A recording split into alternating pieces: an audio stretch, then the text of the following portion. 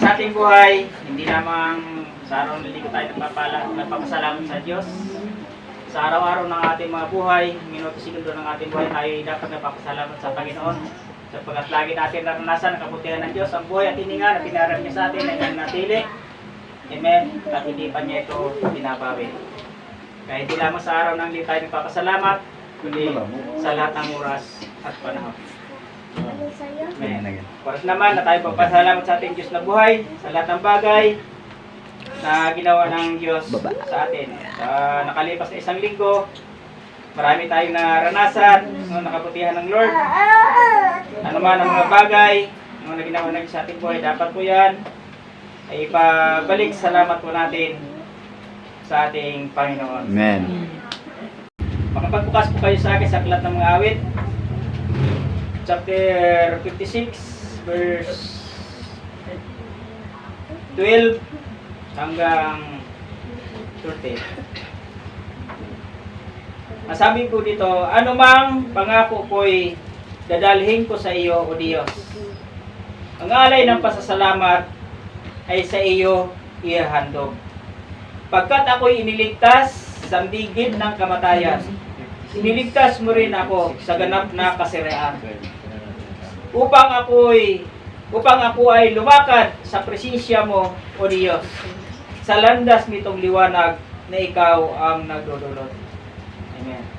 Pagpasalamat po natin sa Diyos na buhay, lahat ng bagay, kaligtasan, promosyon, mga bagay na ginawa niyo sa ating mga buhay, tayo pinagaling, tayo pinagpala. Amen. Tayo iningitan ng Diyos sa mga nakaraang linggo. Lahat na yan ay dapat po natin ipagpasalamat po sa ating Diyos na buhay. Sino po ang unang magpasalamat sa Panginoon? Palapakan po natin ang Diyos na buhay sa buhay po ni Sister Bella. Dahil pagbabalay ng Diyos. Dahil igigil talaga ko sa job, kay job. Talagang gusto niya akong pabagsakin pero hindi mananatili akong babagsak. Mananatili akong malakas. Dahil kasama natin ang Diyos. Ang Diyos ay buhay. Amen. Amen. Talagang sabi ng Lord sa, hindi ko talaga yung makalimutan yung awit. 92. Ang magsalamat sa Panginoon yung mabuting bagay. Talagang napabuting bagay talang ginawa ng Diyos ng buhay. Paglamat ng apo na si Marco, nasa hospital pa. Pero andun mayroon uniform ng Diyos, ng Diyos na buhay. Sa pamamagitan ng ni Macho.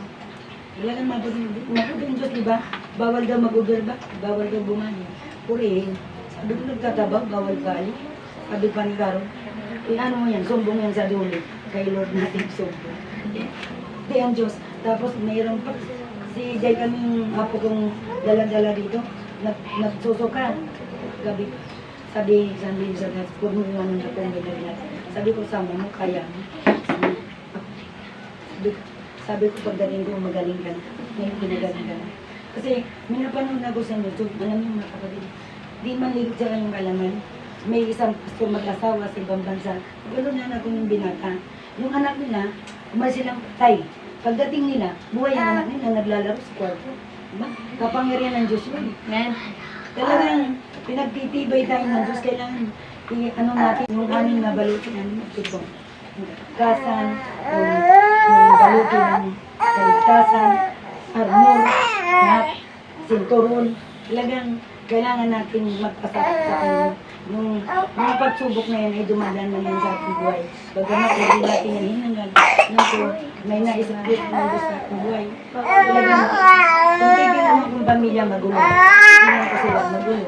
Puro na ng paligid, awayan. Pero nandun pa rin nananatili ang aking buhay.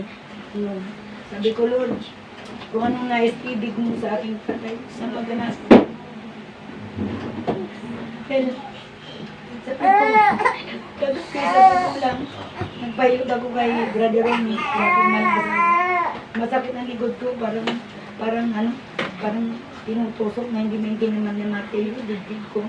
Sabi ko, nilambing ko, darling, nilutin mo naman. Sabi ko, manghiram ako ng panghilod, kating ko, kasi sabi likod ko, lahat masakit. Pati dibdib kaya.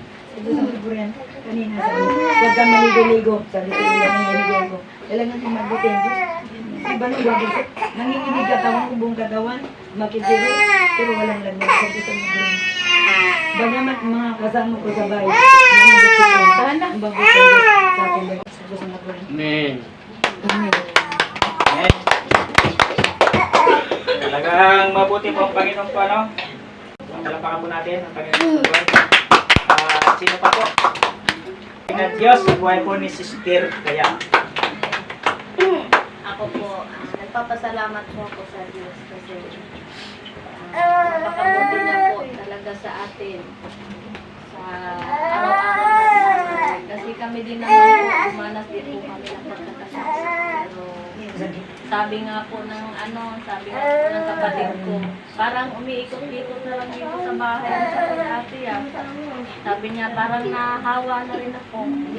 Sabi ko, sabi ko ganyan, hayaan mo pagkatapos ng lahat ng yan, magtatagumpay din tayo kasi lang yun, pagsubok lang yan.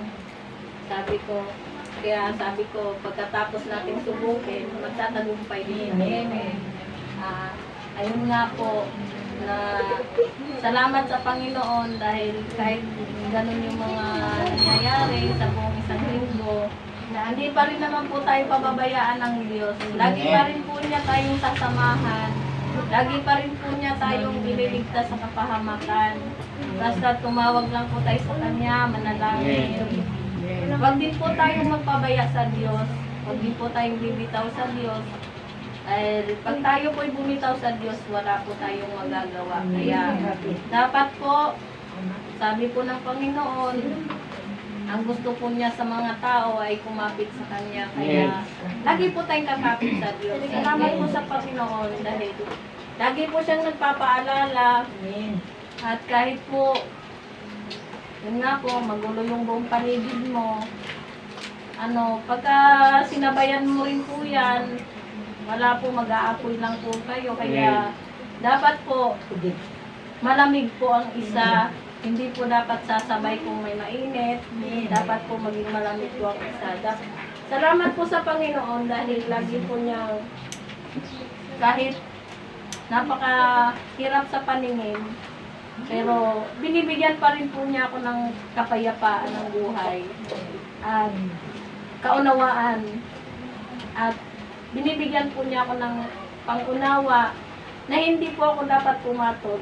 Yun po. Salamat po sa Panginoon sa pagpipigil sa sarili. Amen. Salamat po sa Panginoon pa po. Talagang mabuti si Lord. Amen. Sa atin mga naroon ba kung minsan nakakasakit po tayo pero yung mga sipon, lang po yan, mga bait lang po yan. Pero mga sakit talaga na mga cancer, yan. Amen. Yan po ay matagal na po tayo pinagaling ni Christ eh. Amen. Sabi niya ng Isaiah 53 verse 4, sa kanyang mga latay tayo po ay pinagaling niya. Amen. Kaya po kung tayo nakakaramdam, lalo kung medyo mabigat, clear lang po natin no, na 2,000 years ago tayo po ay pinagaling na ng ating Panginoon Jesu Cristo. Amen. At tama nga po sa lahat ng panahon, ano mga po ang ating mga naranasan, hihingi po natin yan sa Diyos. Napakalaga po ng panalangin, Jeremiah 33 verse 3, kung ikaw ay mananalangin, tutugunin kita, at ipahayag ko ang mga bagay na dakila no, na hindi mo pa naranasan. Kaya po very important po ang panalangin, sapagkat wala panalangin, naglabas po sa ating bibig, wala pong pakinggan ng Diyos at wala po siyang gagawin.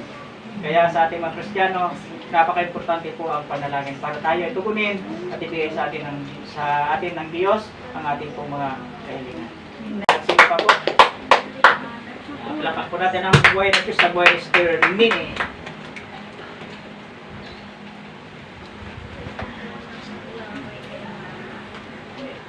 Nagpapasalamat po ako sa Diyos. Unang-una po sa kaligtasan ng mga magulang ko sa bawat araw ng buhay nila. Nagpapasalamat din po ako sa Diyos sa buhay ng buong pamilya ko. Hindi ko siya nagpapabaya sa lahat po ng oras. Saka nagpapasalamat po ako sa Diyos sa katagumpayan. Kasi Lunes pa lang po. Medyo nagkakagulo na po. Kaya salamat po sa Diyos sa kapayapaan. Kahit ganun po yung mga nararanasan ko, nandyan pa rin po ang Diyos kung samahan ako. Tinutulungan niya po ako sa bawat mga bigat sa buhay ko. At salamat sa Diyos kasi natapos ng mabigat sa buhay. Salamat sa Kanya sa patuloy na paggabay at sa pagpapaalala ng kanyang mga salita. Nariyan lang po siya kapag ikaw ay nagbibigatan, ibigay po sa Kanya ang lahat ng iyong bigat, mga dala-dala. Siya po ang maakay sa atin, hindi na po tayo ang maglalakad. Kasi karga na po na tayo. Salamat sa Panginoon sa pagpapaalala sa mga salita niya na lagi po siyang nariyan kasama natin. Nagbibigay po siya ng kahinahunan sa bawat araw ng buhay mo kahit gusto mo ng pero salamat sa Diyos sa kahinahunan sa kanya pang pagbuhay. Amen. Si Lord. Amen. Sino pa po? Panapakan po natin ang buhay ni Diyos. Buhay ni Sister Nora!